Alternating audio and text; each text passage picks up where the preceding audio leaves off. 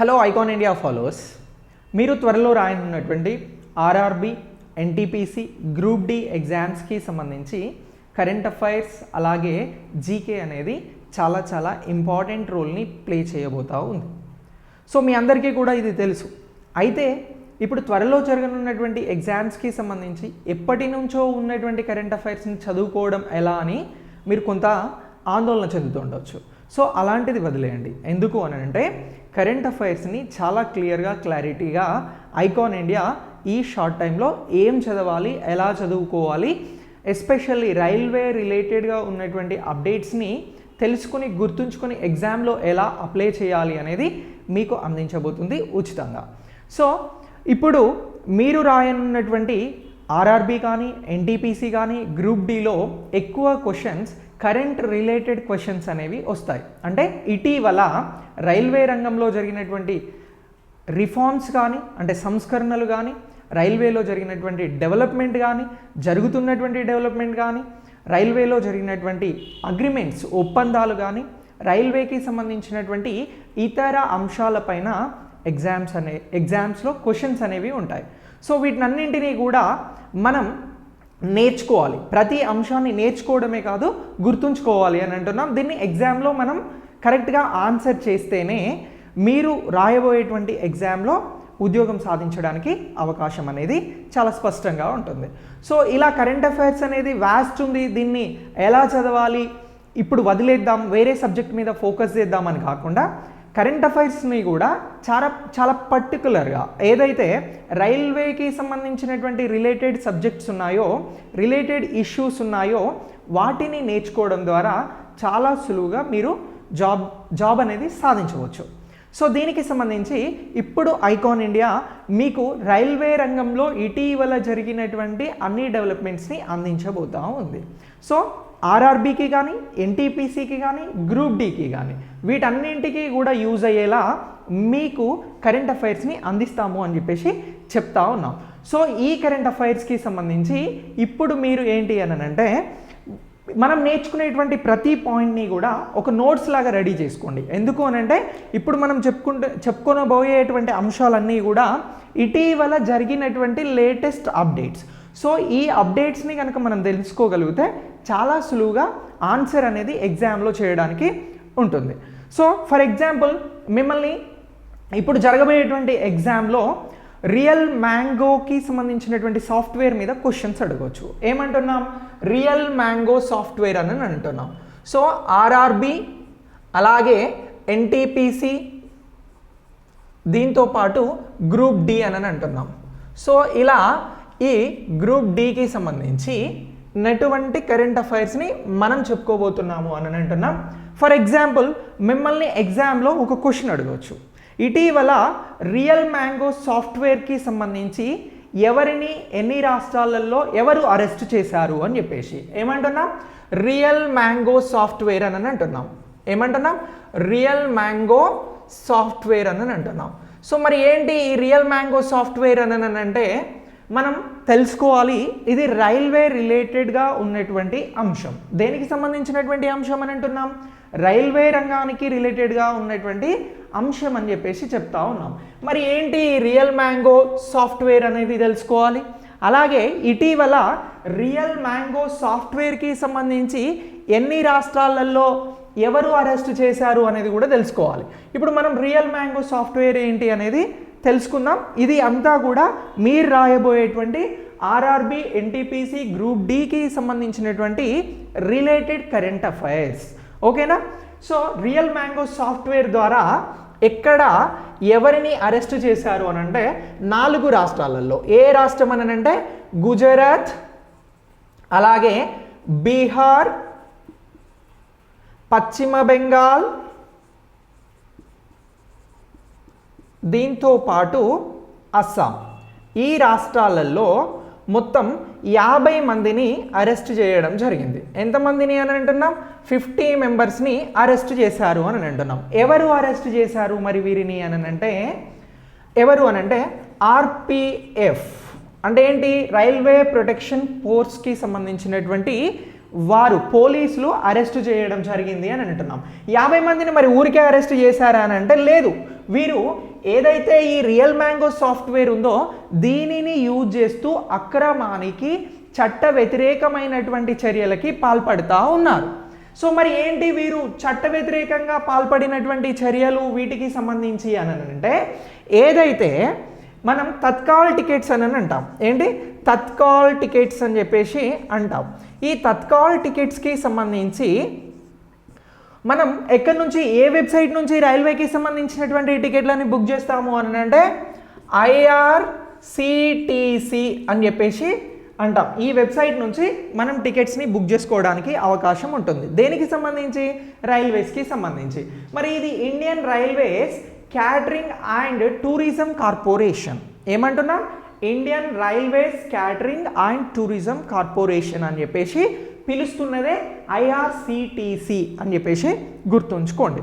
మరి దీని నుంచి ఈ తత్కాల్ టికెట్స్ని ఈ రియల్ మ్యాంగో అనేటువంటి సాఫ్ట్వేర్ని ఉపయోగించి డిఫరెంట్ ఐడీస్ని క్రియేట్ చేసుకొని, అంటే ఒకటి కంటే ఎక్కువ ఐడీలను క్రియేట్ చేసుకొని ఎక్కువ తత్కాల్ టికెట్స్ని ఇక్కడ అరెస్ట్ కాబడినటువంటి 50 మంది బుక్ చేయడం జరుగుతూ ఉంది. అంటే కొంతమందిని అరెస్ట్ చేశారు. వీరిని ఎందుకు అరెస్ట్ చేశారు అనేది ఇక్కడ తెలుసుకుంటున్నాం. ఈ సబ్జెక్ట్ రిలేటెడ్ టు రైల్వేస్ అని అంటున్నాం.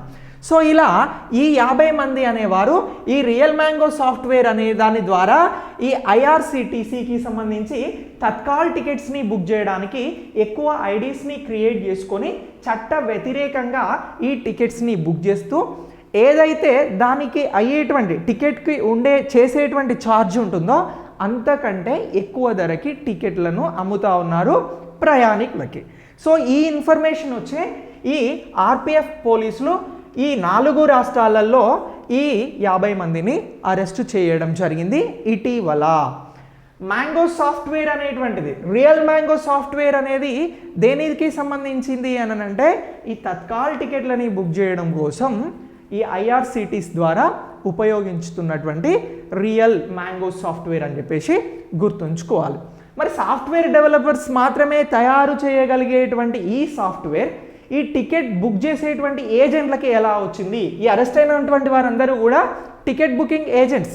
వీరికి ఎలా వచ్చింది అని అంటే ఈ రియల్ మ్యాంగో సాఫ్ట్వేర్కి సంబంధించి దీనిని మొత్తం 5 అంచెలలో, అంటే 5 స్టెప్స్ విధానం ద్వారా, ఎంత 5 స్టెప్స్ విధానం ద్వారా ఎవరైతే ఈ సాఫ్ట్వేర్ డెవలపర్స్ ఉంటారో, ఎవరు సాఫ్ట్వేర్ డెవలపర్స్కి సంబంధించి వీరి దగ్గర ఉండేటువంటి వారు వీరికి 5 అంచెల విధానం ద్వారా ఏజెంట్లకి, ఎవరైతే అక్రమంగా టికెట్లను బుక్ చేస్తున్నటువంటి ఏజెంట్లు ఉన్నారో వారికి అమ్మకాలు చేస్తూ ఉన్నారు.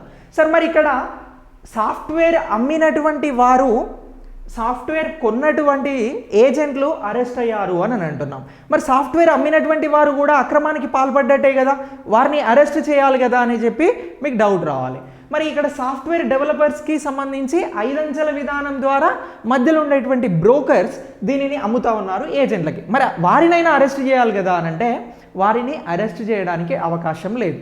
ఎందుకు అని అంటే దీనిలో బిట్ కాయిన్ సిస్టమ్ని వాడుతూ ఉన్నారు. ఏంటి? బిట్ కాయిన్ సిస్టమ్ని, ఈ బిట్ కాయిన్ ద్వారా చెల్లింపులు అనేవి చేస్తూ ఉన్నారు. సరే ఏంటి మరి ఈ బిట్ కాయిన్ అంటే? మళ్ళీ బిట్ కాయిన్ అనేది ఇక్కడ వచ్చింది కాబట్టి సరే ఇది రైల్వేకి రిలేటెడ్ కానటువంటి అంశం బిట్ కాయిన్ అనేది, కానీ దీని ద్వారా చెల్లింపులు జరుగుతున్నాయి కాబట్టి ఈ బిట్ కాయిన్ గురించి కూడా మనం తెలుసుకుందాం. దేనికి కోసం చెల్లింపులు జరుగుతున్నాయి? రియల్ మ్యాంగో సాఫ్ట్వేర్ని సాఫ్ట్వేర్ డెవలపర్స్ నుంచి కొనుగోలు చేసేందుకు బిట్ కాయిన్ విధానంలో ఏజెంట్లు అనేవారు ఈ చెల్లింపులు చేస్తూ ఉన్నారు అని అంటున్నాం. ఈ బిట్ కాయిన్ అనేది దీనిపైన, బిట్ కాయిన్ పైన ప్రపంచవ్యాప్తంగా సంబంధించి ఎవరికి అని అంటే ప్రభుత్వాల నియంత్రణ అనేది లేదు. ఏంటి? ప్రభుత్వాల నియంత్రణ అనేది లేదు అని అంటున్నాం. దేనిపైన? బిట్ కాయిన్ చెల్లింపుల పైన ఇప్పటి వరకు ప్రభుత్వ నియంత్రణ అనేది లేదు. ఇక్కడ మనం అర్థం చేసుకోవాల్సినటువంటి పాయింట్ ఏంటంటే, ఫర్ ఎగ్జాంపుల్ మీరు నాకు ఒక 10,000 పే చేశారు, నేను మీ దగ్గర నుంచి తీసుకున్నట్టు, అంటే నాకు అమౌంట్ అనేది వచ్చినట్లు మీరు పంపించినట్లు మనకి బ్యాంకు ద్వారా రికార్డ్ అయ్యి ఉంటుంది. కానీ ఈ బిట్ కాయిన్ ద్వారా చెల్లింపులు చేస్తే అవి కనిపించవు. బిట్ కాయిన్ ద్వారా చెల్లింపులు చేస్తే దానికి సంబంధించినటువంటి రిసిప్ట్ ఉండదు, దాని ద్వారా చెల్లింపులు జరిగినట్టు గుర్తించబడదు. అలాగే దీనికి సంబంధించి బిట్ కాయిన్ విధానానికి సంబంధించి ప్రభుత్వ నియంత్రణ అనేది లేదు. సో అలా బిట్కాయిన్ ద్వారా ఈ సాఫ్ట్వేర్ డెవలపర్స్ రియల్ మ్యాంగో సాఫ్ట్వేర్ని బ్రోకర్స్ ద్వారా ఏజెంట్లకు అమ్మితే ఈ ఏజెంట్లు తత్కాల్ టికెట్స్ని ఎక్కువగా వారు బుక్ చేసి ఎవరైతే ప్రయాణికులు రైళ్లలో ప్రయాణిస్తుంటారో వారికి ఎక్కువ ధరకి అమ్ముతున్నారు. అదే ఈ రియల్ మ్యాంగో సాఫ్ట్వేర్కి సంబంధించి జరుగుతున్నటువంటి ఏజెంట్లు చేస్తున్నటువంటి ఫ్రాడ్. వీరిపైన చర్యలు ఇప్పుడు ఎవరు తీసుకున్నారు, అరెస్ట్ ఎవరు చేశారు అని అంటే ఆర్పిఎఫ్, రైల్వే ప్రొటెక్షన్ ఫోర్స్. ఎన్ని రాష్ట్రాలలో అంటే గుజరాత్, బీహార్, పశ్చిమ బెంగాల్, అస్సాం. ఆప్షన్లో ఏ రాష్ట్రాలలో రియల్ మ్యాంగో సాఫ్ట్వేర్కి సంబంధించినటువంటి అరెస్టులు జరిగాయి అని చెప్పేసి ఈ 4 గుజరాత్, బీహార్, పశ్చిమ బెంగాల్, అస్సాం అని ఇస్తే ఈ 4 కూడా రైట్ ఆన్సర్సే అని చెప్పేసి మీరు గుర్తుంచుకోవాలి. ఓకేనా? ఇటీవల దేనికి సంబంధించి తత్కాల్ టికెట్లను బుక్ చేస్తున్నందుకు గాను అరెస్టులు చేశారు అని అంటే నిషేధించబడినటువంటి అక్రమంగా చట్ట వ్యతిరేకంగా ఉపయోగిస్తున్నటువంటి రియల్ మ్యాంగో సాఫ్ట్వేర్ని వినియోగిస్తూ తత్కాల్ టికెట్లను బుక్ చేస్తున్నటువంటి వారిని ఏజెంట్లని అరెస్ట్ చేశారు అని చెప్పేసి గుర్తుంచుకోవాలి. ఓకేనా? ఐఆర్సిటిసి అంటే ఏమంటున్నాం, Indian Railways catering and tourism corporation అని చెప్పేసి పిలుస్తా ఉన్నాం. సో ఇలా ఈ టాపిక్ని మనం చాలా క్లియర్గా ఆర్ఆర్బి, ఎన్టీపీసీ, గ్రూప్ డి కోసం అప్డేట్ అవ్వాల్సి ఉంటుంది. ఓకేనా? సో ఇలా ఈ టాపిక్ మొత్తాన్ని కూడా అప్డేట్ అవ్వండి. ఇక దీని తర్వాత మనం మరొక అంశం గురించి తెలుసుకుందాం. ఏంటి మరొక అంశం అని అంటే, ఇటీవల ఏం చేశారు అని అంటే ఒక ఆదేశాన్ని ఇవ్వడం జరిగింది. ఏమని ఆదేశించారు అని అంటే, ఏదైతే రైల్వే స్టేషన్స్ ఉన్నాయో ఈ రైల్వే స్టేషన్స్లలో సోలార్ ప్యానెల్స్ని వాడాలి, అంటే సోలరైజ్డ్ చేయాలి రైల్వే స్టేషన్లను అని చెప్పేసి చెప్పడం జరిగింది. ఎన్ని రైల్వే స్టేషన్లు సోలరైజ్డ్ అవుతున్నాయి అని అంటే మొత్తం 900. ఎన్ని? 960 రైల్వే స్టేషన్స్ అనేవి సోలరైజ్డ్ చేయడం జరిగింది. ఏమంటున్నాం? సోలరైజ్డ్ చేయడం జరిగింది. అంటే సౌర శక్తి ప్యానెల్లని వాడాలి అని చెప్పేసి చెప్తా ఉన్నారు, సోలరైజ్ చేయాలి అని చెప్పేసి చెప్తా ఉన్నారు. ఇలా మొత్తం 960 రైల్వే స్టేషన్లను సోలరైజ్ చేసేందుకు రైల్వే శాఖ ఆదేశాలు ఇవ్వడం జరిగింది. ఎవరిచ్చారు? రైల్వే శాఖ అనేది ఆదేశాలు ఇవ్వడం జరిగింది అని అంటున్నాం. ఓకేనా? మరి భారత రైల్వేస్కి సంబంధించి 960 రైల్వే స్టేషన్లను ఇటీవల సోలరైజ్ చేశారు అనేది ఆన్సర్. క్వశ్చన్, ఇటీవల ఎన్ని సోలరైజ్డ్ రైల్వే స్టేషన్లను చేయాలి అని చెప్పేసి రైల్వే శాఖ ఆదేశించింది అని అంటే 960 పైన అని చెప్పేసి గుర్తుంచుకోండి. అయితే ఇప్పటికే భారత రైల్వేలో ఈ రైల్వేస్కి సంబంధించి ఈ 960 సోలరైజ్డ్ రైల్వే స్టేషన్లను చేయాలి అని ఆదేశించారు కదా, దీనికి సంబంధించి మొత్తం 198 మెగావాట్ల సౌర విద్యుత్ అనేది అవసరం పడుతూ ఉంది. అయితే ఇప్పటికే భారతదేశంలో ప్రధానమైనటువంటి రైల్వే స్టేషన్లు ఏవి అని అంటే హైదరాబాద్,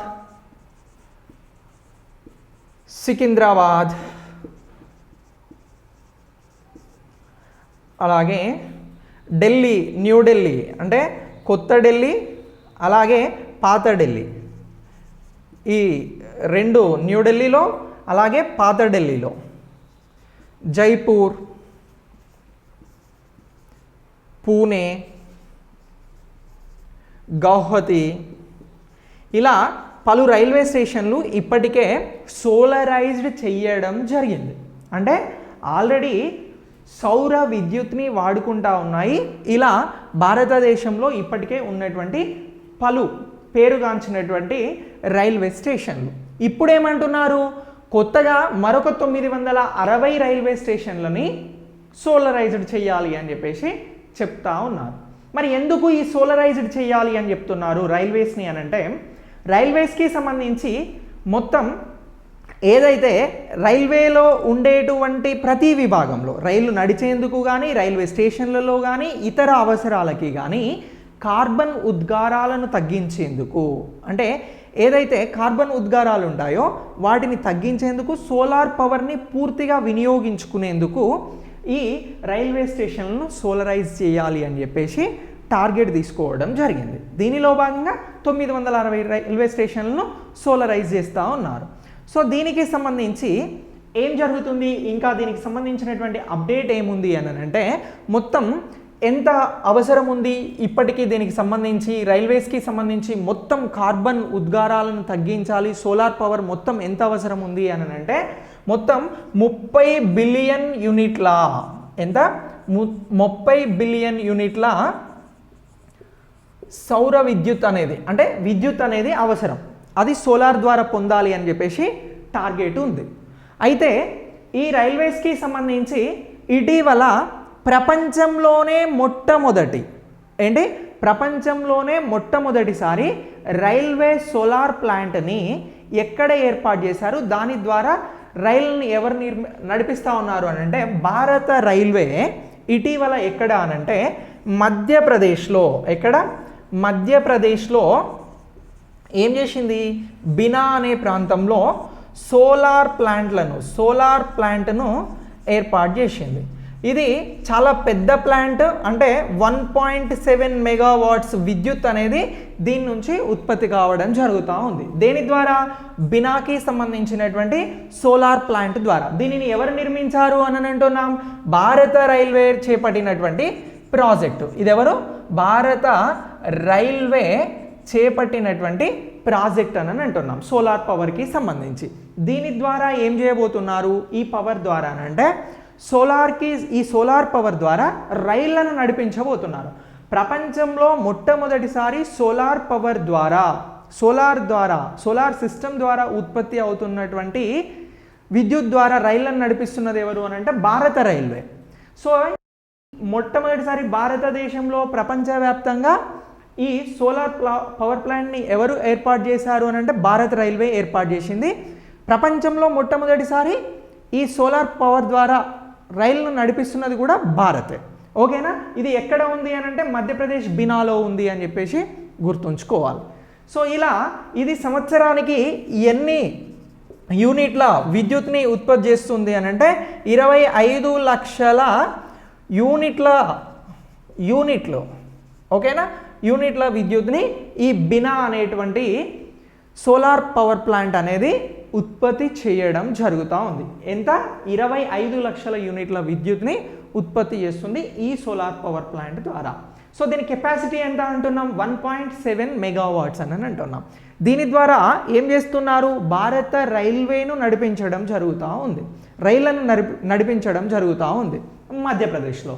సో ఇలా ఇప్పుడు మొత్తం సోలరైజేషన్ పవర్ ఎంత అవసరం ఉంది భారత రైల్వేలకి అని అంటే 30 బిలియన్ యూనిట్లు అవసరం ఉంది. సో ఈ బినా ద్వారా సంవత్సరానికి ఎన్ని యూనిట్ల విద్యుత్ వస్తూ ఉంది అని అంటే 25 లక్షల యూనిట్ల విద్యుత్ వస్తూ ఉంది అని చెప్పేసి గుర్తుంచుకోవాలి. అయితే ఈ భారత రైల్వేకి చాలా ఎక్కువగా స్థలాలు ఉన్నాయి. ఏంటి, ఈ రైల్వేకి సంబంధించినటువంటి ప్రాపర్టీస్ అనేవి చాలా ఎక్కువగా ఉన్నాయి. మరి ఈ స్థలాలలో వీటి ఆక్రమణకు గురి కాకుండా, ఈ స్థలాలు అనేవి వేరే వారు ఆక్రమించుకోకుండా వీటిని పూర్తిగా వినియోగించుకునేందుకు గాను సోలార్ ప్యానెళ్లను అన్ని చోట్ల ఏర్పాటు చేయాలి అని చెప్పేసి కూడా రైల్వేకి ఒక విజన్ ఉంది. సో ఇలా ఈ సోలార్కి సంబంధించినటువంటి అంశాన్ని కూడా మనం తెలుసుకోవాల్సి ఉంటుంది. ఇక ఈ రైల్వే ఎనర్జీకి సంబంధించి, దేనికి సంబంధించి, రైల్వే ఎనర్జీకి సంబంధించి రైల్వే ఎనర్జీ మేనేజ్మెంట్ అనేటువంటిది భారత్ స్థాపించడం జరిగింది. ఎప్పుడు స్థాపించింది దీనిని అని అంటే 2013లో స్థాపించింది. ఈ రైల్వే ఎనర్జీ మేనేజ్మెంట్ 2013 కూడా ఏం చేస్తూ ఉంది అని అంటే భారత రైల్వేకి సరిపోయేటువంటి సౌర విద్యుత్ని పెంపొందించేందుకు రైట్స్ లిమిటెడ్తో టైఅప్ అయింది. దేంతో, రైట్స్ లిమిటెడ్ అని అంటున్నాం. ఈ రైట్స్ లిమిటెడ్ అలాగే ఇంకొకరు ఎవరు అని అంటే ఈ రైల్వే ఎనర్జీ మేనేజ్మెంట్ 2013 వారు కలిసి ఇప్పుడు ఫండింగ్ చేయడం జరుగుతూ ఉంది. దేనికోసం ఫండింగ్ చేస్తున్నారు వీరు? సోలార్ పవర్ కోసం ఫండింగ్ చేయడం జరుగుతూ ఉంది. ఈ సోలార్ పవర్ కోసం ఫండింగ్ చేస్తున్నటువంటి వీరికి సంబంధించి ఎంత ఉన్నాయి వీరి పెట్టుబడులు అంటే, ఇగో ఈ రైట్స్ లిమిటెడ్ ఏమో 51% పెట్టుబడి పెడుతూ ఉంది రైల్వే రంగంలో సోలార్ పవర్ కోసం. ఈ రైల్వే ఎనర్జీ మేనేజ్మెంట్ ఎంత అంటే 49% పెడతా ఉంది. ఈ రెండు కలిపితే ఎంత అవుతుంది? 100% అవుతుంది. సో ఇలా ఈ రైల్వేస్కి సంబంధించినటువంటి rights limited, railway energy management కలిసి సోలార్కి సంబంధించినటువంటి పవర్ కోసం ఏం చేస్తూ ఉన్నారు? ఫండింగ్ చేస్తూ ఉన్నారు అని చెప్పేసి అంటా ఉన్నాం. సో రానున్నటువంటి 2030 కల్లా ఈ మొత్తం రైల్వే రంగాన్ని, రైల్వేకి సరిపోయేటువంటి పవర్ని సోలార్ ద్వారా పొందాలి అని చెప్పేసి టార్గెట్ తీసుకోవడం జరిగింది. మరి రైల్వేకి సంబంధించి చాలా భూములు ఉన్నాయి అని అన్నాం. ఎంత భూములు ఖాళీగా ఉన్నాయి రైల్వే పరిధిలో అని అంటే 51,000 హెక్టార్ల భూములు ఖాళీగా ఉన్నాయి. ఈ భూములలో ఇప్పుడు సోలార్ ప్లాంట్స్ని ఏర్పాటు చేసి రైల్వే రంగానికి అవసరమైనటువంటి విద్యుత్ని తీసుకోవాలి అని చెప్పేసి భావిస్తూ ఉన్నారు. అయితే ఈ టాపిక్ని ఫుల్గా మనం ఎందుకు నేర్చుకున్నాము అని అంటే, ఇటీవల 960 రైల్వే స్టేషన్ను సోలరైజ్డ్ చేయాలి అని చెప్పేసి రైల్వే శాఖ ఆదేశం ఇచ్చిన నేపథ్యంలో ఇప్పటికే సోలరైజేషన్ అయినటువంటి ఈ రైల్వే స్టేషన్లతో పాటు రైల్వే దగ్గర ఉన్నటువంటి ఖాళీ స్థలాలు ఎంత, సోలరైజేషన్ కోసం ఇప్పటికే ఏమైనా సోలార్ ప్లాంట్ను రైల్వే స్థాపించిందా అని అంటే స్థాపించింది మధ్యప్రదేశ్ ముంబైలో. ఇది 1.7 మెగావాట్స్ కెపాసిటీ గలది. సంవత్సరానికి 25 లక్షల యూనిట్ల విద్యుత్ని ఇది ఉత్పత్తి చేయగలుగుతుంది అని చెప్పేసి మనం తెలుసుకున్నాం. ఇక రైల్వే రంగాన్ని పూర్తిగా సోలరైజేషన్ చేసేందుకు ఎవరు ప్రయత్నం చేస్తున్నారు అని అంటే రైల్వే ఎనర్జీ మేనేజ్మెంట్ 2013 అనేది ప్రయత్నం చేస్తూ ఉంది. ఇది రైట్స్ లిమిటెడ్తో కలిసి రైల్వే రంగంలో సోలరైజేషన్ ప్లాంట్లని డెవలప్ చేస్తూ ఉంది అని చెప్పేసి కూడా చెప్తా ఉన్నాం. సో ఇక్కడ నుంచి ఇప్పుడు ప్రశ్న వస్తే చేస్తారు కదా, వారు ఏ విధంగా ప్రశ్న అడిగినా మనం ఆన్సర్ చేయడానికి అవకాశం ఉంది కదా. సో ఇలా ఈ solarisation in railway stations, solarisation in railway department అనేటువంటి అంశాన్ని కూడా మనం అప్డేట్ చేసుకోవాలి ఆర్ఆర్బీకి, ఎన్టీపీసీకి, గ్రూప్ డికి. ఓకేనా? ఇక దీని తర్వాత మనం మరొక అంశం గురించి తెలుసుకుందాం. ఏంటి మరొక అంశం అని అంటే, ఇప్పుడు మనం దేనిని గురించి తెలుసుకుందాము అని అంటే సబర్బన్ ట్రైన్స్కి సంబంధించినటువంటి అంశం గురించి తెలుసుకుందాం. సో అసలు సబర్బన్ ట్రైన్స్ అంటే ఏంటి, ఇవి దేశంలో మొట్టమొదటిసారి ఎప్పుడు ప్రారంభించడం జరిగింది, సో సబర్బన్ ట్రైన్స్కి సంబంధించి ఇటీవల ఎవరెవరి మధ్యన అగ్రిమెంట్ అనేది కుదిరింది అనేది క్వశ్చన్స్ అడిగితే ఏం చెప్తారు ఆన్సర్స్, ఏం చెప్తారు చెప్పండి. So suburban trains in India అని అంటున్నాం, అవునా? ఈ సబర్బన్ ట్రైన్స్కి సంబంధించి అప్డేట్ ఉంది అని అంటున్నాం. ఏమంటున్నాం?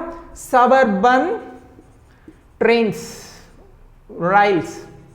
ఏంటి సబర్బన్ రైల్ అని అంటే ఏం లేదండి, వెరీ సింపుల్. ప్రయాణికులు ఏదైతే సిటీస్లో, పెద్ద పెద్ద సిటీస్లలో నడిచేటువంటి లోకల్ ట్రైన్స్ ఉంటాయి కదా, వాటినే సబర్బన్ ట్రైన్స్ అని అంటున్నారు. ఏమంటున్నారు? లోకల్ ట్రైన్స్ ఏవైతే ఉంటాయో వీటినే సబర్బన్ ట్రైన్స్ అని అంటున్నారు. ప్రయాణికులు ప్రయాణించేటువంటి ట్రైన్స్ అని చెప్పేసి గుర్తుంచుకోవాలి, అవే సబర్బన్ ట్రైన్స్ ఇన్ ఇండియా. మరి మొట్టమొదటిసారి సబర్బన్ ట్రైన్ అనేది ఎప్పుడు ఎక్కడ నడిచింది అని అంటే సబర్బన్ రైల్ అనేది మొదటిసారి 1853లో ముంబైలో స్టార్ట్ చేయడం జరిగింది. ఎక్కడ? ముంబైలో మొదటి సబర్బన్ ట్రైన్ అనేది నడిచింది అని అంటున్నాం. ఎప్పుడు? బ్రిటిష్ వాళ్ళ టైంలో 1853లో అని చెప్పేసి గుర్తుంచుకోవాలి. ఇక ఈ సబర్బన్ ట్రైన్స్కి సంబంధించి దేశంలో పెద్ద సబర్బన్ వ్యవస్థ కలిగినటువంటి నగరం ఏది అని అంటే పశ్చిమ బెంగాల్. ఏది? పశ్చిమ బెంగాల్ అనే దానిలో ఎక్కువగా ఏమున్నాయి అని అంటున్నాం? సబర్బన్ వ్యవస్థ అనేది ఉంది అని అంటున్నాం. ఏంటి? సబర్బన్ వ్యవస్థ ఉంది అని అంటున్నాం. సో ఇలా ఈ సబర్బన్ వ్యవస్థకి సంబంధించి ముంబైలో ముంబైలో ఉన్నటువంటి సబర్బన్ డెవలప్మెంట్ కోసం, సబర్బన్ ట్రైన్స్ డెవలప్మెంట్ కోసం ఏం చేసేది అని అంటే ఒక అగ్రిమెంట్ అనేది కుదిరింది. ఎవరెవరి మధ్యన కుదిరింది అని అంటే ఈ అగ్రిమెంట్కి సంబంధించి ఏఐఐబి అని చెప్పేసి అంటున్నాం. ఏంటి ఏఐబిబి అని? ఏఐఐబి అని అంటే ఆసియన్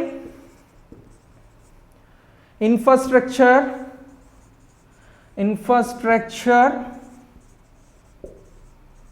ఇన్వెస్ట్మెంట్ బ్యాంక్.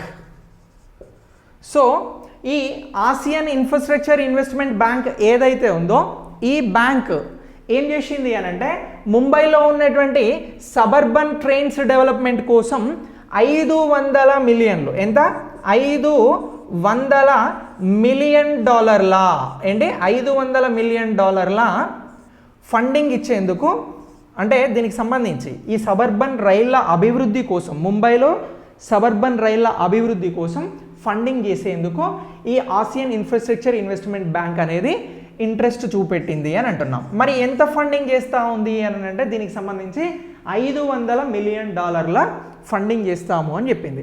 మరి ఈ సబర్బన్ రైల్ సిస్టమ్కి సంబంధించి ఎంత, దీని ప్రాజెక్ట్ అంచనా వ్యయం ఎంత అని అంటే $993 మిలియన్, ఎంత, $993 మిలియన్ అని చెప్పేసి అంటా ఉన్నాం. సో ఇలా ఉన్నటువంటి ఇందులో ఎంత ఇస్తుంది ఆసియన్ ఇన్ఫ్రాస్ట్రక్చర్ ఇన్వెస్ట్మెంట్ బ్యాంక్ అంటే $500 మిలియన్ ఇస్తూ ఉంది.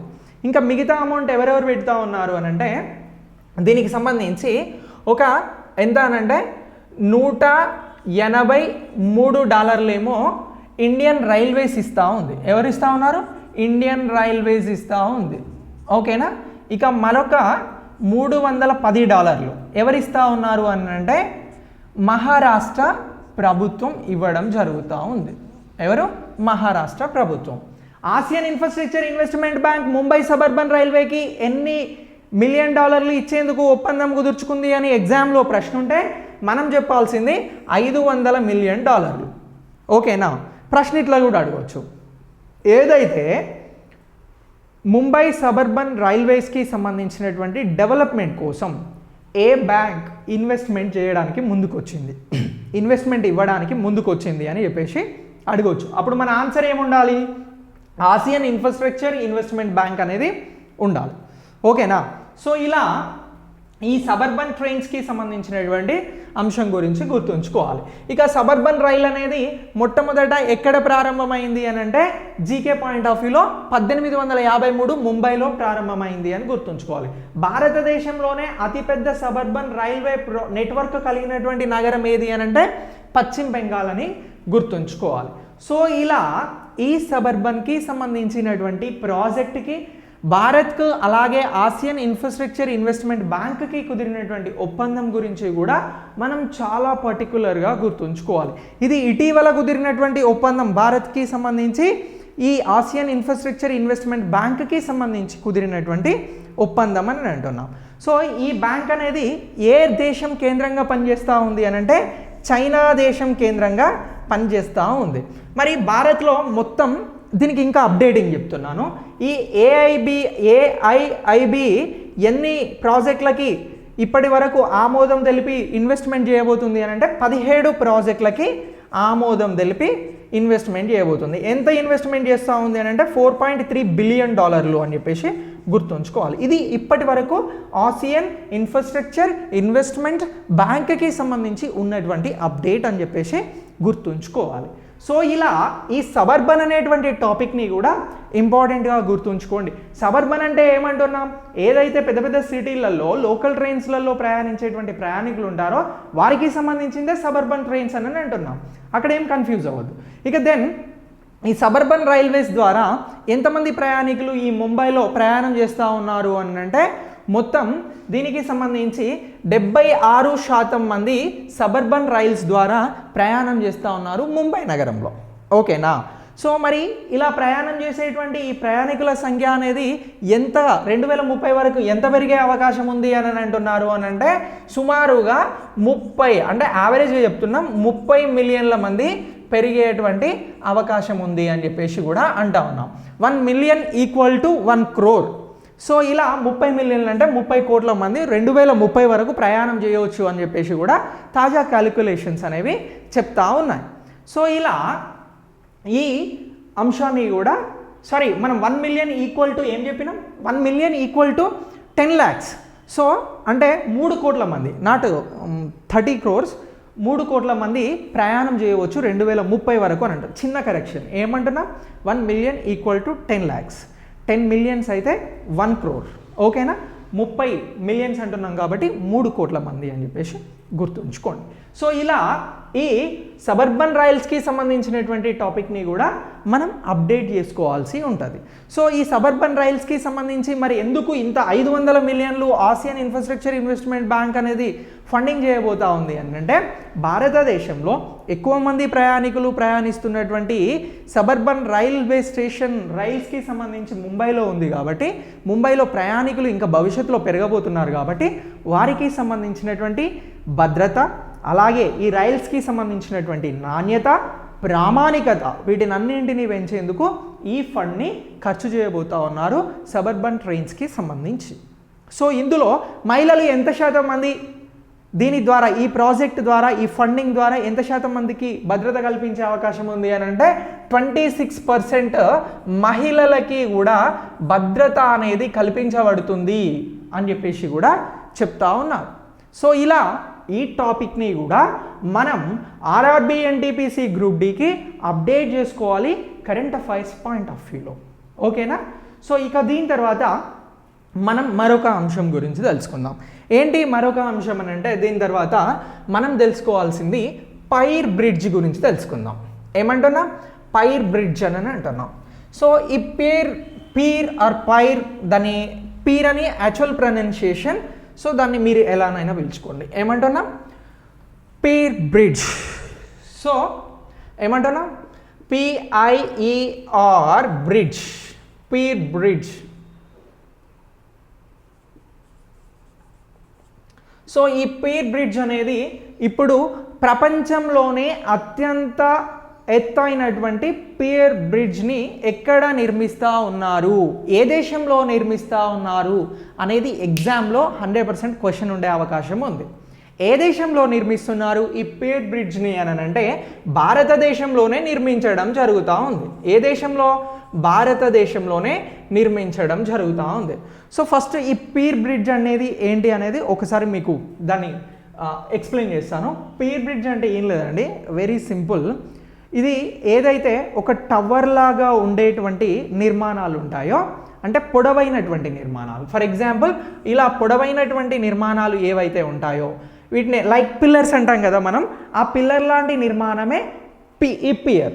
ఓకేనా, సింపుల్గా అర్థం కావాలి అని అంటే. సో ఇలా ఈ పీర్ బ్రిడ్జ్ అనేది భారతదేశంలో నిర్మిస్తూ ఉన్నారు అని అంటున్నాం. మరి భారతదేశంలో ఎక్కడ నిర్మిస్తున్నారు ఈ పీర్ బ్రిడ్జ్ అనేది అని అంటే ఇది రైల్వేకి సంబంధించినటువంటి బ్రిడ్జ్. దేనికి సంబంధించి? ఇక్కడ మనం బ్రిడ్జెస్ అంటే రోడ్కి సంబంధించినటువంటి బ్రిడ్జెస్ ఉంటాయి, రైల్వేస్కి సంబంధించినటువంటి బ్రిడ్జెస్ ఉంటాయి, ఇతర వంతెనలు ఉంటాయి. మనం క్లియర్గా ఇక్కడ తెలుసుకుంటున్నది అంతా కూడా రైల్వేస్కి రిలేటెడ్గా ఉన్నటువంటి టాపిక్స్ని తెలుసుకుంటున్నాం. ఈ పీర్ బ్రిడ్జ్ రైల్వేస్కి సంబంధించింది అని అంటున్నాం, భారతదేశంలో నిర్మిస్తున్నారు అని అంటున్నాం. ఇది ప్రపంచంలోనే అత్యంత ఎత్తైనటువంటి పీర్ బ్రిడ్జ్ అని అంటున్నాం. సో భారతదేశంలో మణిపూర్ రాష్ట్రంలో, ఎక్కడ?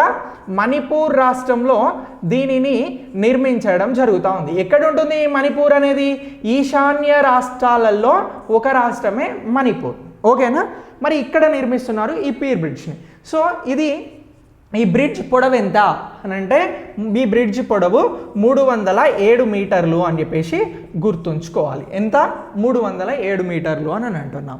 సో ఈ బ్రిడ్జ్ అనేది ఎక్కడి నుంచి ఎక్కడి వరకు నిర్మించడం జరుగుతూ ఉంది అని అంటే యాక్చువల్గా భారత్ ఈ ఈశాన్య రాష్ట్రాలలో రైల్వే కనెక్టివిటీని, రోడ్ కనెక్టివిటీని పెంచేందుకు ప్రత్యేకంగా ఫోకస్ చేయడం జరిగింది. ఈ ఫోకస్లో భాగంగా ఇప్పుడు ఏం చేస్తూ ఉంది భారత్ అని అంటే ఈ నిర్మాణాన్ని చేపట్టడం జరిగింది. ఏ నిర్మాణాన్ని? ఒక రైల్వే నిర్మాణాన్ని చేపట్టింది. ఎక్కడి నుంచి ఎక్కడి వరకు అని అంటే ఈశాన్యానికి సంబంధించి తుపాల్ అనేటువంటి ప్రాంతం నుంచి ఇంపాల్ వరకు, ఎక్కడ? అరుణాచల్కి సంబంధించినటువంటి ఇంపాల్ వరకు రైల్వే నిర్మాణం అనేది జరుగుతూ ఉంది. దీనికి సంబంధించి 111 కిలోమీటర్ల పొడవైనటువంటి రైల్వే నిర్మాణం. ఈ రైల్వే నిర్మాణంలో ఎక్కడ అని అంటున్నాం? మణిపూర్ రాష్ట్రంలో ఈ పీర్ బ్రిడ్జ్ అనేది నిర్మించడం జరుగుతూ ఉంది అని చెప్పేసి అంటా ఉన్నాం. సో మరి దీని పొడవేమో 703 మీటర్లు అని అంటున్నాం. మరి దీని ఎత్తు ఎంత? ప్రపంచంలోనే అత్యంత ఎత్తైనటువంటి pier bridge in railways. So ఎత్తు ఎంత అని అంటే 141 మీటర్లు అని చెప్పేసి గుర్తుంచుకోవాలి. ఎంత అంటున్నాం? 141 మీటర్స్ అని చెప్పేసి అంటా ఉన్నాం. సో ఇలా 141 మీటర్లతో నిర్మించబడుతున్నటువంటి పియర్ బ్రిడ్జ్ ఏదైతే ఉందో ఈ బ్రిడ్జ్కి సంబంధించి ఈ నిర్మాణం అనేది భారతదేశంలోనే జరుగుతుంది అని అంటున్నాం. ఎక్కడి నుంచి ఎక్కడి వరకు సంబంధించినటువంటి నిర్మాణంలో భాగంగా ఇది చేపడుతూ ఉన్నారు, ఈ బ్రిడ్జ్ నిర్మిస్తున్నారు అని అంటే తుపాల్ నుంచి ఇంపాల్ వరకు నిర్మిస్తున్నటువంటి 111 కిలోమీటర్ల రైల్వే లైన్లో భాగంగా దీనిని నిర్మిస్తున్నారు మణిపూర్లో అని చెప్పేసి అంటా ఉన్నాం. ఇక్కడ వరకు క్లియర్ కదా. మరి ఇంతకు ముందు ప్రపంచంలోనే అత్యంత ఎత్తైనటువంటి పియర్ బ్రిడ్జ్ ఎక్కడ ఉంది అని అంటే ఇంతకుముందు ఐరోపాలో ఉంది. ఎక్కడ? ఈ ఐరోపాకి సంబంధించి మౌంటైన్ నెఫ్రో ఏంటి మౌంటైన్ నెఫ్రో అనేటువంటి ప్రాంతంలో, ఈ ప్రాంతంలో ఎక్కడి నుంచి ఎక్కడి వరకు ఉంది అని అంటే మాలా నుంచి రీజెనా అనేటువంటి ప్రాంతాల మధ్యన ఈ మౌంటైన్ నెఫ్రో దగ్గర అత్యంత ఎత్తైనటువంటి పియర్ బ్రిడ్జ్ అనేది ఉంది అని అంటున్నాం. ఓకేనా? ఈ పియర్ బ్రిడ్జ్ పొడవు ఎంత అని అంటే 139 మీటర్లు. ఇప్పుడు భారత్లో మణిపూర్లో నిర్మిస్తున్నటువంటి బ్రిడ్జ్ పొడవు ఎంత అని అంటున్నాం? 141 మీటర్లు అని అంటున్నాం. ఓకేనా? అర్థమైంది కదా. సో ఇలా ఈ పియర్ బ్రిడ్జ్ గురించి మనం గుర్తుంచుకోవాలి. ఓకేనా? సో ఈ పియర్ బ్రిడ్జ్ అనేది మనకు ఎగ్జామ్లో చాలా చాలా ఇంపార్టెంట్. సో ఇది ఏ రాష్ట్రంలో నిర్మిస్తూ ఉన్నారు అని అంటే మణిపూర్ అని చెప్పేసి గుర్తుంచుకోవాలి. ఎక్కడి నుంచి ఎక్కడి వరకు నిర్మిస్తున్నటువంటి రైల్వే లైన్లో భాగంగా ఈ పియర్ బ్రిడ్జ్ని నిర్మిస్తూ ఉన్నారు అని అంటే తుపాల్ నుంచి ఇంపాల్ వరకు నిర్మిస్తున్నటువంటి రైల్వే లైన్లో భాగంగా నిర్మిస్తూ ఉన్నారు. ఇంకా ఈ రైల్వే లైన్లో మొత్తం 45 సొరంగాలను కూడా నిర్మిస్తూ ఉన్నారు. ఏంటి? సొరంగాలు. ఇందులో 12వ సొరంగం అనేది ఈ లైన్ మధ్య తుపాల్ నుంచి ఇంపాల్ మధ్యలో ఎన్ని సొరంగానికి రైల్వే లైన్కి సంబంధించి ఎన్ని సొరంగాలు ఉన్నాయని కూడా ఎగ్జామ్లో అడగవచ్చు. ఎన్ని? 45 సొరంగాలు అని గుర్తుంచుకోవాలి. ఇందులో అత్యంత పొడవైనటువంటి సొరంగం ఏంటి అని కూడా అడగవచ్చు. 12వ సొరంగం అని చెప్పేసి గుర్తుంచుకోవాలి. ఓకేనా? సో ఇలా ఈ టాపిక్ని మనం అప్డేట్ చేసుకుంటే ఇక్కడ నుంచి ఏం ప్రశ్న అడిగినా 100% ఆన్సర్ చేయగలుగుతాం మనం. సో ఓకేనా? ఇప్పుడు ప్రపంచంలో అత్యంత ఎత్తైనటువంటి పియర్ బ్రిడ్జ్ ఎక్కడ ఉంది, దాని నిర్మాణం ఎక్కడ జరుగుతుంది అని అంటున్నాం?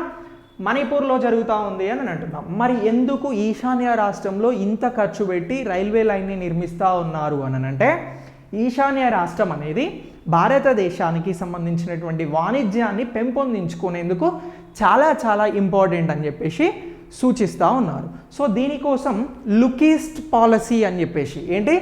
లుక్ ఈస్ట్ పాలసీ అని చెప్పేసి ఎప్పుడు అనంటే పివి నరసింహారావు గారు పిఎంగా ఉన్నప్పుడు ప్రారంభించడం జరిగింది. ఎవరు? నరసింహారావు గారు పిఎంగా ఉన్నప్పుడు లుక్ ఈస్ట్ పాలసీని తీసుకురావడం జరిగింది. అంటే ఫర్ ఎగ్జాంపుల్ భారతదేశం ఇలా ఉంటుంది కదా.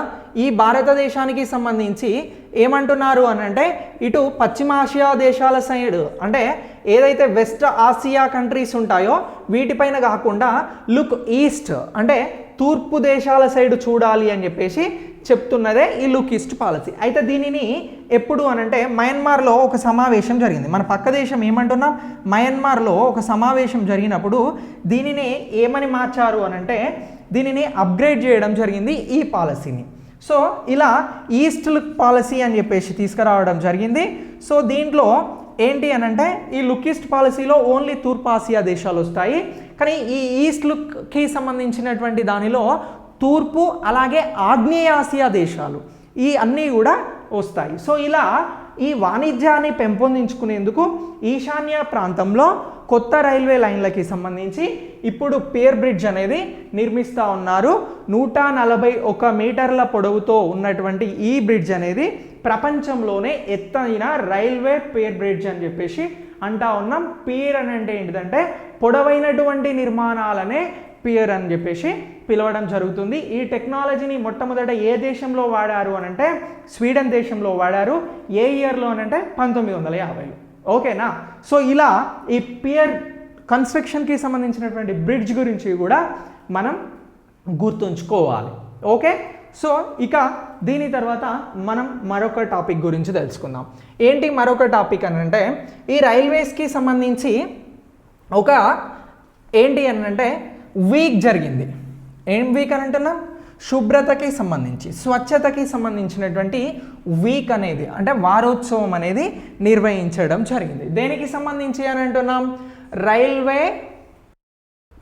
రైల్వేకి సంబంధించినటువంటి శుభ్రతకి సంబంధించిన వీక్ అని అంటున్నాం. ఓకేనా? ఈ రైల్వేస్కి సంబంధించి శుభ్రత వీక్ అనేది శుభ్రత వారోత్సవం అనేది ఎప్పటి నుంచి ఎప్పటి వరకు జరిగింది అని అంటే ఈ శుభ్రత వారోత్సవం ఆగస్ట్ 2020కి సంబంధించి అంటే ఈ ఇయర్కే సంబంధించి 2020 ఆగస్ట్కి సంబంధించి 10 నుంచి 15 వరకు జరపడం జరిగింది. ఓకేనా? సో మరి ఏం చేశారు అని అంటే రైల్వే స్టేషన్స్ కానీ రైల్వే స్టేషన్స్ పరిధిలో ఉన్నటువంటి కార్యాలయాలు కానీ రైల్వే ట్రాక్స్ కానీ వీటితో పాటు రైల్వే క్వార్టర్స్ ఏవైతే ఉంటాయో వీటి అన్నిట్లలో కూడా శుభ్రతను పాటించడమే ఈ వారోత్సవానికి సంబంధించింది. మనం ఎలాగైతే స్వచ్ఛ భారత్ కార్యక్రమం ద్వారా పరిసరాలను పరిశుభ్రం చేస్తున్నామో అలాగే రైల్వే నిర్వహించినటువంటి శుభ్రతా వారోత్సవాలు ఎప్పటి నుంచి ఎప్పటి వరకు జరిగాయనంటే ఆగస్టు 10 నుంచి 15, 2020 అని చెప్పేసి గుర్తుంచుకోండి. సో ఇక ఈ రైల్వే ట్రాక్స్ని క్లీన్ చేయడం, రైల్వే కార్యాలయాలను క్లీన్ చేయడం అని అంటున్నాం. అంటే రైల్వేకి సంబంధించినటువంటి స్వచ్ఛత కోసం కృషి చేయడం అని అంటున్నాం. సో ఇలా ఈ వీక్ అనేది ఈ శుభ్రతా వారోత్సవం అనేది జరిగింది అని చెప్పేసి అంటా ఉన్నాం రైల్వేలో. ఓకేనా? మరి ఈ భారత రైల్వేలో స్వచ్ఛతను పాటించేందుకు బయో టాయిలెట్స్ని చాలా అగ్రెసివ్గా ఏర్పాటు చేస్తూ ఉన్నారు. ఏమంటున్నాం? బయో టాయిలెట్స్ అని చెప్పేసి అంటా ఉన్నాం. మరి ఏంటి బయో టాయిలెట్స్ అంటే ఏదైతే మన దగ్గర నుంచి వచ్చేటువంటి వ్యర్థాలు ఏవైతే ఉంటాయో వాటిని ఒక దగ్గర స్టోర్ చేసి ఎలాంటి ఇబ్బంది లేకుండా ట్రాక్స్ పూర్తిగా పాడవకుండా వ్యర్థాలతో ఉండేందుకు బయో టాయిలెట్స్ని ఏర్పాటు చేస్తూ ఉన్నారు. దేనిలో ఏ ట్రైన్స్కి సంబంధించి అంటే బ్రాడ్ గేజ్కి సంబంధించినటువంటి లైన్స్కి సంబంధించిన కోచ్లు ఏవైతే ఉంటాయో బ్రాడ్ గేజ్ కోచ్లలో ఇప్పుడు బయో టాయిలెట్స్ని ఏర్పాటు చేయాలి అని చెప్పేసి రైల్వే శాఖ టార్గెట్ పెట్టుకుంది అని అంటున్నాం. మరి ఈ టార్గెట్ ప్రకారం బ్రాడ్ గేజ్ కోచ్లు అని అంటున్నాం. మరి ఈ బ్రాడ్ గేజ్ కోచ్లలో బయో టాయిలెట్స్ అనేవి ఏర్పాటు చేస్తూ ఉన్నారు అని అంటున్నాం. సో బ్రాడ్ గేజ్ అంటే ఏంటి? దేనిని బ్రాడ్ గేజ్ అంటారు? అసలు దీని విడ్త్ ఎంత ఉంటుంది అని అంటే 1435 మిల్లీమీటర్ల దూరాన్నే బ్రాడ్ గేజ్ అంటారు. దేనిని?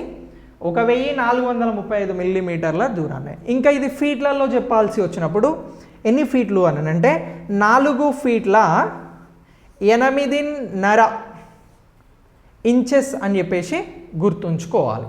ఎంత? 4 ఫీట్ల 8.5 ఇంచెస్ని బ్రాడ్ గేజ్ అని అంటారు. ఓకేనా? ఈ బ్రాడ్ గేజ్ని ఇంకా ఏమని పిలుస్తారు అని అంటే దీనిని రష్యన్ గేజ్ అని చెప్పేసి పిలవడం జరుగుతూ ఉంది. ఏమంటున్నాం? రష్యన్ గేజ్ అని చెప్పేసి కూడా పిలుస్తూ ఉన్నారు. రష్యన్ గేజ్కి ఉన్నటువంటి బ్రాడ్ గేజ్కి ఉన్నటువంటి మరో పేరేంటి అని మిమ్మల్ని ఎగ్జామ్లో అడిగితే రష్యన్ గేజ్ అని చెప్పేసి గుర్తుంచుకోవాలి. బ్రాడ్ గేజ్ విడ్త్ ఎంత ఉంటుంది అని అంటే మిల్లీమీటర్లలో చెప్పినప్పుడు 1435 మిల్లీమీటర్లు, ఫీట్లలో చెప్పినప్పుడు 4 ఫీట్ల 8.5 ఇంచెస్ అని చెప్పేసి గుర్తుంచుకోవాలి. ఓకేనా? సో ఇలా సుమారు కాదు ఎగ్జాక్ట్గా ఈ ఫిగర్స్తో బ్రాడ్ గేజ్ని కాలిక్యులేట్ చేయడం జరుగుతూ ఉంది. సో ఈ బ్రాడ్ గేజ్కి సంబంధించినటువంటి కోచ్లు అంటున్నాం. అంటే రైల్వే ఇంజన్కి సంబంధించి ఏవైతే ప్రయాణికులు ప్రయాణించేటువంటివి ఉంటాయో వాటిని కోచ్లు అంటాం కదా, అందులో బయో టాయిలెట్స్ని ఏర్పాటు చేస్తూ ఉన్నారు. మానవుల నుంచి వచ్చేటువంటి వ్యర్థాలను స్టోర్ చేసి ఎక్కడో దగ్గర వేసేలాగా, అది ఎక్కడ పడితే అక్కడ ట్రాక్స్ పైన పడకుండా, వ్యర్థాలు ట్రాక్స్ పైన పడకుండా కాపాడేదే ఈ బయో టాయిలెట్ సిస్టమ్. దీన్ని ఏర్పాటు చేస్తూ ఉన్నారు ఈ కోచ్లలో. సో దీన్ని ఎందుకు చెప్పుకుంటున్నాం? మనం శుభ్రతకి సంబంధించినటువంటి అంశాలను చెప్పుకుంటున్నాం కాబట్టి దీనిని చెప్పుకుంటా ఉన్నాం. అర్థమవుతుంది కదా? సో దీని తర్వాత ఇంకా ఏంటి అని అంటే రైల్వే మిత్ర అనే దానిని కూడా ఇంట్రడ్యూస్ చేయడం జరిగింది. ఏంటి? రైల్వే మిత్ర. దీని ద్వారా ఏంటి అని అంటే కోచులలో ప్రయాణించేటువంటి ప్రయాణికులకి సంబంధించినటువంటి అవసరాలు తీర్చేందుకు ఆన్ డిమాండ్ వారికి సంబంధించినటువంటి టాయిలెట్స్ కానీ, అలాగే రైలు ప్రయాణిస్తున్నప్పుడు లైటింగ్ కానీ,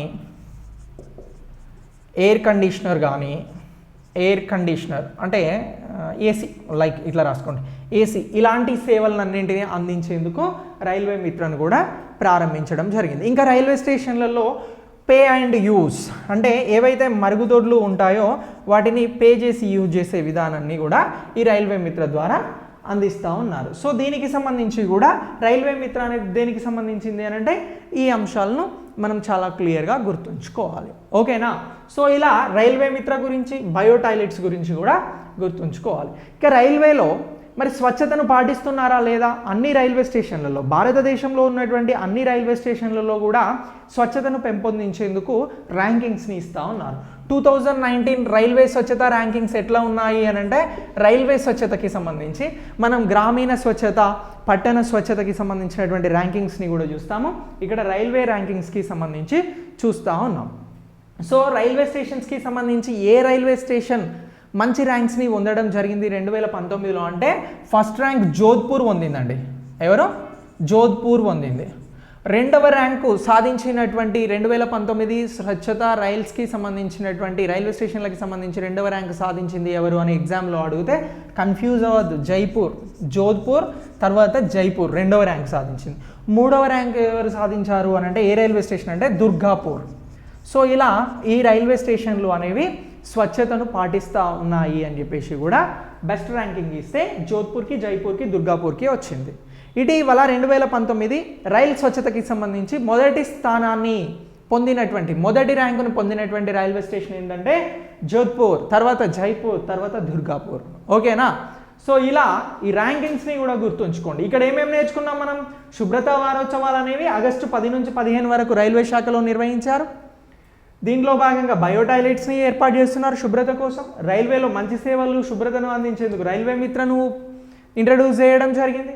2019 రైల్వేస్కి సంబంధించి స్వచ్ఛత ర్యాంకింగ్స్ని ఇస్తున్నారు అనేటువంటి అంశాలను మనం ఇక్కడ నేర్చుకుంటున్నాం. అవునా? ఇక దీని తర్వాత మనం మరొక టాపిక్ గురించి తెలుసుకుందాం. ఏంటి మరొక టాపిక్ అని అంటే, దీన్ని చెప్పే ముందు మీకు ఒక క్వశ్చన్ ఇస్తాను. క్వశ్చన్ ఏంటి అని అంటే, భారతదేశం నుంచి వేరే దేశానికి మొట్టమొదటి పార్సిల్ రైల్ అనేది ఎక్కడి నుంచి ఎక్కడి వరకు నడిచింది అని అంటే ఏం చెప్తారు? ఆన్సర్ ఏం చెప్తారు? రేపు ఎగ్జామ్లో క్వశ్చన్ వస్తుంది. 100%, 100/100% మై ఎక్స్పెక్టేషన్ ఈ క్వశ్చన్ ఉండొచ్చు మీకు. సో ఏమంటున్నాం? భారతదేశం నుంచి మొట్టమొదటి పార్సిల్ రైల్ అని అంటున్నాం. ఏమంటున్నాం? పార్సిల్ రైల్ అని చెప్పేసి అంటా ఉన్నాం. ఈ పార్సిల్ రైల్ ఎక్కడి నుంచి ఎక్కడి వరకు నడిచింది అని అంటే భారతదేశం నుంచి మొట్టమొదటి పార్సిల్ రైల్ అని అంటున్నాం. అంటే ఫస్ట్ టైం మొట్టమొదటి పార్సిల్ రైలు వేరే దేశానికి వెళ్ళింది. ఏ దేశానికి వెళ్ళింది? పాకిస్తాన్కి వెళ్ళిందా? ఆఫ్ఘనిస్తాన్కి వెళ్ళిందా? చైనాకి వెళ్ళిందా? నేపాల్కి వెళ్ళిందా? మయన్మార్కి వెళ్ళిందా? బంగ్లాదేశ్కి వెళ్ళిందా? సో ఈ ఆప్షన్లలో ఏవైనా 4 ఆప్షన్స్ ఇవ్వచ్చు. అప్పుడు మీరు ఆన్సర్ ఏం చేయాలి అని అంటే బంగ్లాదేశ్ అనేది ఆన్సర్గా ఇవ్వాలి. మరి మొట్టమొదటి పార్సిల్ రైల్ బంగ్లాదేశ్కి వెళ్ళింది అని అంటున్నాం. మరి ఎక్కడి నుంచి వెళ్ళింది అని అంటే ఆంధ్రప్రదేశ్ నుంచి వెళ్ళింది అని చెప్పేసి గుర్తుంచుకోవాలి. ఎక్కడి నుంచి? ఆంధ్రప్రదేశ్ నుంచి వెళ్ళింది. మరి ఈ రైల్ని పార్సిల్ రైల్ అని అంటున్నాం. అంటే వస్తువులను ఎగుమతి చేయడం జరిగింది. ఎక్కడి నుంచి? ఆంధ్రప్రదేశ్ నుంచి బంగ్లాదేశ్కు చేశారు అని అంటున్నాం. మరి ఆంధ్రప్రదేశ్ నుంచి బంగ్లాదేశ్కు ఏమేమి పంపించారయ్యా అని అంటే మిర్చి పౌడర్ ఏదైతే ఉంటుందో ఈ మిర్చి పౌడర్ అయ్యేటువంటి మిర్చిని పంపించడం జరిగింది. గుంటూరు చాలా చాలా ఫేమస్ కదా మిర్చికి. సో అక్కడ నుంచి మిర్చిని బంగ్లాదేశ్కి ఎక్స్పోర్ట్ చేశారు. దీంతో పాటు పాల ఉత్పత్తులు, ఇతర ఆహార ఉత్పత్తులను పంపించడం జరిగింది. ఏంటి? ఆహార ఉత్పత్తులను పంపించారు. మరి ఈ రైలును పంపడం ద్వారా ఎంత ఆదాయం వచ్చింది అని అంటే సుమారుగా 26 కోట్ల రూపాయల ఆదాయం అనేది బంగ్లాదేశ్ నుంచి భారత్కి రావడం జరిగింది. ఎప్పుడు పంపారు ఈ రైలును అని అంటే జూలైలో పంపించడం జరిగింది. ఈ ఏడాది 2020 జూలై. ఓకేనా? సో ఇలా ఈ టాపిక్ని గుర్తుంచుకోవాలి. ఇక దీని తర్వాత రెండవ రైలును ఎక్కడి నుంచి ఎక్కడికి నడిపించారు? పార్సిల్ రైలు. అది కూడా వేరే దేశానికి అడుగుతున్నాను నేను. రాష్ట్రాల మధ్యన అంటలేను. రాష్ట్రాల మధ్యన మనకు వేరే టాపిక్ ఉంది, అది చెప్పుకుందాం. వేరే దేశానికి రెండవ రైలు ఎక్కడి నుంచి ఎక్కడికి పంపించారు? భారతదేశం నుంచి ఏ దేశానికి రెండవ రైలు వెళ్ళింది? మొదటి రైలు ఏమో భారత్ టు బంగ్లాదేశ్ వెళ్ళింది అని అంటున్నాం, అవునా? భారత్ టు బంగ్లాదేశ్ వెళ్ళింది, అది ఆంధ్రప్రదేశ్ నుంచి బంగ్లాదేశ్కి వెళ్ళడం జరిగింది అని అంటున్నాం. మరి రెండవ రైలు ఎక్కడి నుంచి ఏ దేశం నుంచి ఏ దేశానికి వెళ్ళింది అని అంటే భారతదేశం నుంచి ఏ దేశానికి వెళ్ళింది? మళ్ళీ ఆప్షన్స్ ఇస్తాను. పాకిస్తాన్, ఆఫ్ఘనిస్తాన్, చైనా, బంగ్లాదేశ్. దీనికి ఆన్సర్ ఏం చెప్పాలి అని అంటే మళ్ళీ ఆన్సర్ బంగ్లాదేశే. రెండవ రైలు కూడా పార్సిల్ రైలు బంగ్లాదేశ్కి వెళ్ళడం జరిగింది. ఎక్కడి నుంచి వెళ్ళింది మరి ఈసారి అని అంటే గుజరాత్ నుంచి వెళ్ళడం జరిగింది. ఎక్కడి నుంచి? గుజరాత్ నుంచి వెళ్ళడం జరిగింది. ఇది ఏదైతే పశ్చిమ జోన్ అంటే వెస్ట్రన్ జోన్ అని చెప్తాము రైల్వేకి సంబంధించి, వెస్ట్రన్ జోన్ నుంచి వెళ్ళినటువంటి రైల్. సో ఇది మొత్తం 2811 కిలోమీటర్లు చేరుకొని బంగ్లాదేశ్ చేరుకుంది. మరి దీని ద్వారా ఈ రైలు ద్వారా ఏమేమి పంపారు అని అంటే వస్త్రాలు, రంగులు, ఇతర ఆహార పదార్థాలను పంపించడం జరిగినది. సో ఇలా గుర్తుంచుకోండి, 2 రైళ్లు ఇటీవల కాలంలో భారతదేశం నుంచి బంగ్లాదేశ్కే నడవడం జరిగింది. ఏం చేశారు? వస్తువులను ఎగుమతి చేయడం జరిగింది. ఎవరికి? బంగ్లాదేశ్కి అని అంటున్నాం, ఓకేనా? బంగ్లాదేశ్కి భారతదేశానికి వాణిజ్యానికి సంబంధించినటువంటి ఫెసిలిటీ అనేది ఉంది కాబట్టి భారతదేశంలో ఉన్నటువంటి ఉత్పత్తులను బంగ్లాదేశ్కి పంపించినారు అనేదే మనం ఇక్కడ నేర్చుకున్నటువంటి టాపిక్. ఇది దేని ద్వారా పంపించారు అంటున్నాం? మొట్టమొదటి రైల్ భారతదేశం నుంచి పార్సిల్ రైల్, ఇది ప్రయాణికుల రైలు కాదు, ఓన్లీ పార్సిల్, వస్తువులను మాత్రమే తీసుకెళ్తుంది. మళ్ళీ కన్ఫ్యూజ్ అవ్వద్దు ఇక్కడ. సో ఇలా మొట్టమొదటి రైలు అనేది బంగ్లాదేశ్ నుంచి ఆంధ్రప్రదేశ్ నుంచి బంగ్లాదేశ్కి వెళ్ళింది. రెండవ రైలు గుజరాత్ నుంచి బంగ్లాదేశ్కి వెళ్ళింది, ఓకేనా? సో ఇప్పటి వరకు ఈ అప్డేట్ పార్సిల్ రైళ్ళకి సంబంధించి భారతదేశం నుంచి వేరే దేశానికి వెళ్ళినటువంటి రైళ్ళకి సంబంధించినటువంటి టాపిక్గా దీన్ని గుర్తుంచుకోవాలి మనం, ఓకేనా? సో ఫ్రెండ్స్, ఇలా ఈ టాపిక్స్ని మీరు అప్డేట్ అవ్వండి. నెక్స్ట్ క్లాస్లో మళ్ళీ మీకు ఆర్ఆర్బి, ఎన్టీపీసీ, గ్రూప్ డికి సంబంధించినటువంటి అప్డేట్స్ని నేను ఇస్తాను. సో మీరు విన్న ప్రతిదీ కూడా నోట్ చేసుకోండి మిత్రమా. మనం నోట్ చేసుకోవడం ద్వారా ఈ తక్కువ టైంలో మీరు కరెంట్ అఫైర్స్కి సంబంధించినటువంటి మినిమం ఈ క్లాసెస్ వింటే మీరు మ్యాక్సిమం ఎన్ని క్వశ్చన్స్ వచ్చినా కూడా, ఫర్ ఎగ్జాంపుల్ ఒక 10-15 క్వశ్చన్స్ వస్తాయి అనుకుంటే మినిమం 80% ఏబో ఆన్సర్ చేయడానికి అవకాశం ఉంటుంది. మనం చెప్పుకుంటున్నటువంటి టాపిక్స్ అన్నీ కూడా లేటెస్ట్ రైల్వే రంగానికి సంబంధించినటువంటి కరెంట్ అఫైర్స్, రైల్వే విభాగానికి సంబంధించినటువంటి కరెంట్ అఫైర్స్. మనం రాయబోతున్న ఎగ్జామ్ రైల్వే రిలేటెడ్, సో చెప్పుకుంటున్న టాపిక్స్ రైల్వే రిలేటెడ్. సో మనకు ఎగ్జామ్లో ఇవి వెరీ వెరీ ఇంపార్టెంట్ రోల్ని ప్లే చేస్తాయి, ఓకేనా? Thanks for watching. వీడియో నచ్చినట్లయితే మీ ఫ్రెండ్స్కి షేర్ చేయండి, మీరు లైక్ చేయండి. Thanks for watching.